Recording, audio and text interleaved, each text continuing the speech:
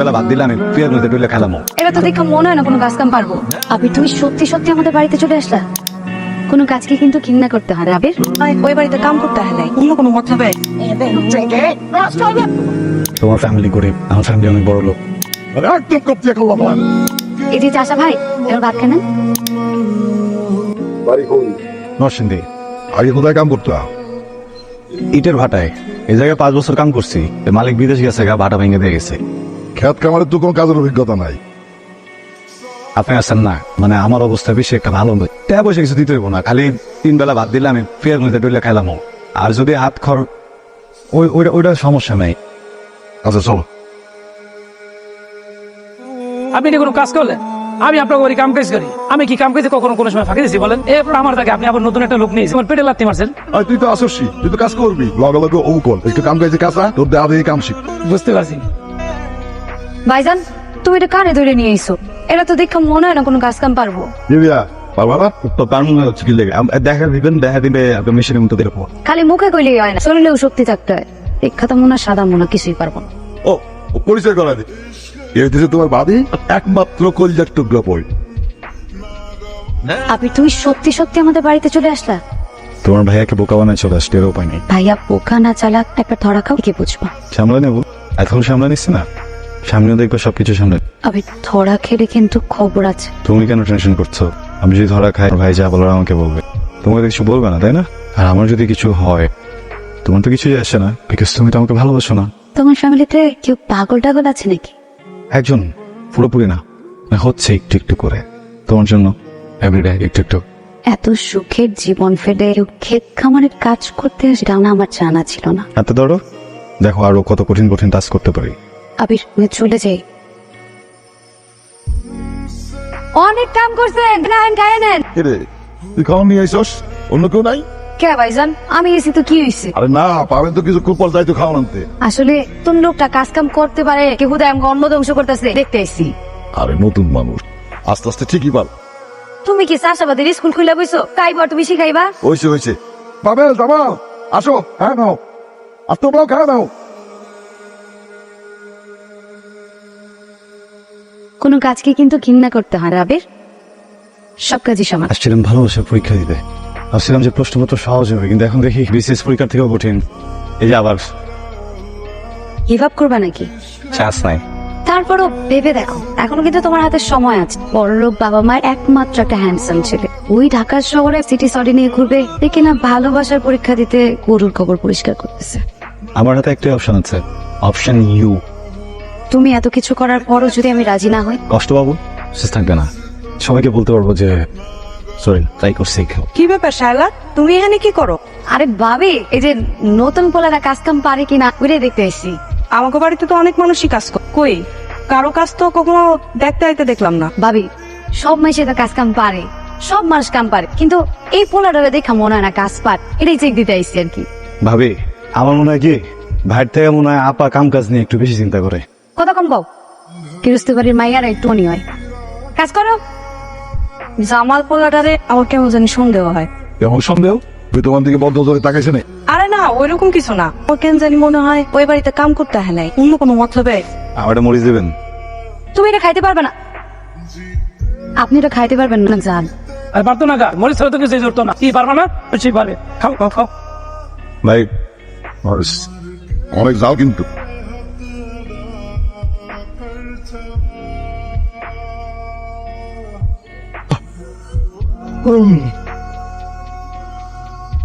সালাদ খাও, সালাদ খাও, সালাদ।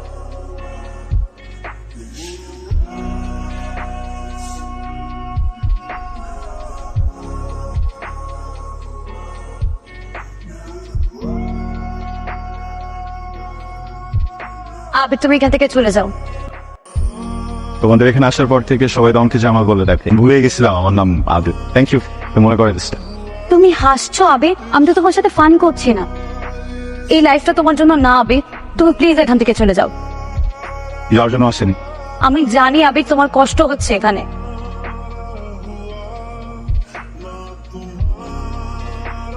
দেখছো তুমি তোমার হাতের কি অবস্থা করছো? বাহ, আমার হাত দেখে ফেলছো, শালা আমি না বুঝতেছি না আসলে ভালো লাগা উচিত নাকি খারাপ। এই হাতটা ঠিকই দেখলা, আমার ভেতরটা দেখতে পারলাম না। না দেখতে পারলাম না, কারণ আমি যেটা দেখতেছি সেটা তুমি দেখতেছো না। শোনাবে, আমার আর তোমার স্ট্যাটাস কখনোই এক না। তোমার ফ্যামিলি ব্যাকগ্রাউন্ড, আমার ফ্যামিলি ব্যাকগ্রাউন্ড, কোনো কিছুই এক না। তোমার আর আমার এক হওয়া মানে আকাশ মাটি এক হওয়ার সমান। আমি না অনেক প্র্যাকটিক্যাল আবে, তাই আমি চাই না যে বামুন হয়ে আমি চাঁদের দিকে হাত বাড়াই। তুমি না মাত্র বললে তুমি প্র্যাকটিক্যাল, এটা কোনো প্র্যাকটিক্যাল মনের কথা? বামুন কি, চাপ কি? শালা আমি তোমাকে একটা প্র্যাকটিক্যাল কথা বলি, তুমি একটা মানুষ, আমি একটা মানুষ। তুমি এমন একজন মানুষ যাকে আমি অনেক বেশি ভালোবাসি, এটা প্র্যাকটিক্যাল, এটা সত্য। এটা ভালোবাসা না, এটা তোমার মন। মানুষ যখন প্রেমে পড়ে তখন তার চোখে একটা পর্দা থাকে, আবার সে যখন বাস্তবতায় ফিরে আসে তখন তার চোখের পর্দাটা কেটে যায়। আর তোমার চোখের পর্দাটা কেটে যাওয়ার পরে আমার জন্য যাই হোক না কেন প্রতি তোমার ভালোবাসা থাকবে না। ভালোবাসা থাকবে না কে বলছো তোমাকে? তুমি কিভাবে বলতেছো ভালোবাসা থাকবে না? আমার ভালোবাসা নাকি ইনফ্যাচুয়েশন, সেটা আমাকে বুঝতে দাও। তুমি না আসলে নিজেই জীবনটাকে সিনেমা বানাইছো শালা। হ্যাঁ বানাই ফেলছি তো, বাস্তব থেকেই তো সিনেমা হয়, তাই না? আমি না বুঝতে পারছি, তোমাকে বোঝানোর সাধ্য আমার নাই। তুমি থাকো, যা করছিলে তোমার মতন তুমি কর। তারপর তুমি যখন বুঝতে পারবে যে এই জীবনটা তোমার জন্য না, তখন ঠিকই নিজের জায়গায় ফিরে যাবে। শালা শোনো, আমি ফিরবো না বুঝছো, আর আমি যদি ফিরি না তোমাকে নিয়ে ফিরবো। তুমি কালকে সকালবেলা এখান থেকে ঢাকা প্যাক করবা, আর তা না হলে ভাইয়াকে আমি সবকিছু বলে দেবো। প্লিজ বলে দাও। আমি অনেক চেষ্টা করেছি কিন্তু আমি তাকে বলতে পারিনি। একটু হেল্প করো, যাও গিয়ে নিজে বলে দাও। যাও যাও না। তুমি এখান থেকে যাবা না আবির? হ্যাঁ যাবো, তোমাকে নিয়ে যাও। আমাকে নিয়ে যাবা মানে? তোমাকে নিয়ে যাবো মানে তোমাকে সাথে নিয়ে যাবো। আমি কে তোমার, আর তুমিই বা কে আমার? তোমাকে তো আমি ভালোই বাসি, যে তোমার সাথে আমি এখান থেকে চলে যাব। আমার ভাইয়া না এই গ্রামে একটা সম্মান আছে, কেউ কোনো কিছু জানাজানির আগে তুমি প্লিজ এখান থেকে চলে যাও। শালা আমি এখন কিছুই করছি না যেটাতে মান সম্মান চলে যাবে। এটা গ্রাম, তোমাদের বড়লোকদের সোসাইটি না যে তোমরা যা খুশি তাই করবে আর কেউ কিচ্ছু মনে করবে না। এখানে আত্মসম্মানের অনেক ভ্যালু। পান থেকে চুন খুঁজতে মানা কি ভাবে। কেউ কিছুই বলবে না, একবার পারমিশন দাও, আমি গিয়ে তোমার ভাইয়ের সাথে কথা বলি। আমি সব ঠিক করে ফেলবো, ট্রাস্ট মি। আবির ভাইয়া তোমাকে একদম জানে মেরে ফেলবে। মারুক, তোমার ভাইয়া মেরে ফেলুক, তুমি আমার লাইফে না থাকলে আমি এমনিতে মরে যাবো। সব এটা না এরাতে মারো। ও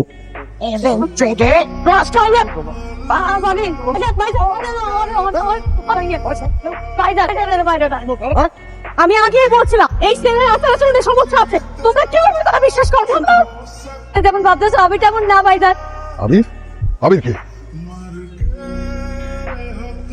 বাবা ও সব কিছু নিয়ে ওর আগে বাড়ি ছেড়ে চলে যাবে। তোকে আমি বাড়ির আশেপাশে দেই, তোর মাটির তলে পুঁতে পালাবো। আমি যত তাড়াতাড়ি পারি শালা দিয়ে দেবো।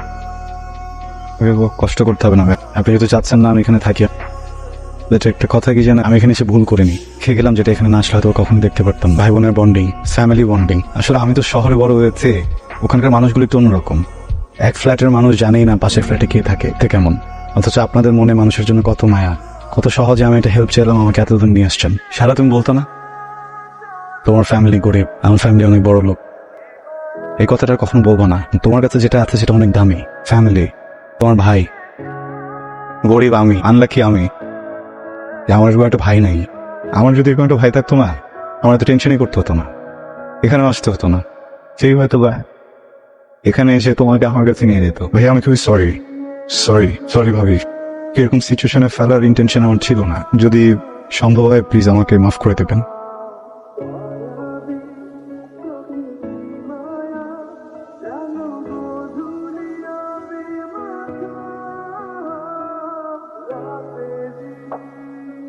মার খেলাম, ক্ষত হলো, ঔষধ খেলাম, ক্ষত চলে গেল। কিন্তু আমি যদি তোমাকে ছেড়ে চলে যেত, আমার বুকের ভেতর যে ক্ষত হতো সেটা তো ওষুধ খেলে যেত না। শালা আবির তেরামি করো না তো, ভাইয়া যদি তোমার উপর আবার খেপে তোমার কিন্তু এবার রেহাই নাই। মারবে, মারুক।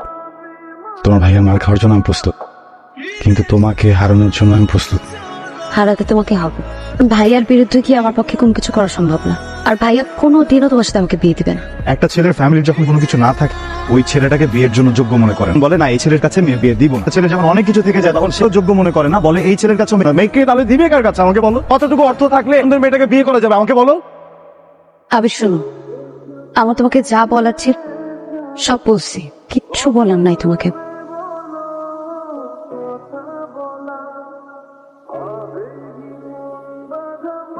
আপনি গেলে অর্ডার দেন, আর হাত পা কাইটে বস্তা করে ফেলাই দিন। ওই তুই চুপ কর। তুই কি শালারে ভালোবাসোস?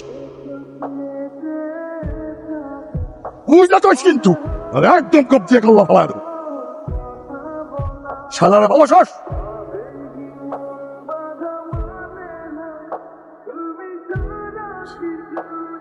অনেক করে বসি অনেক।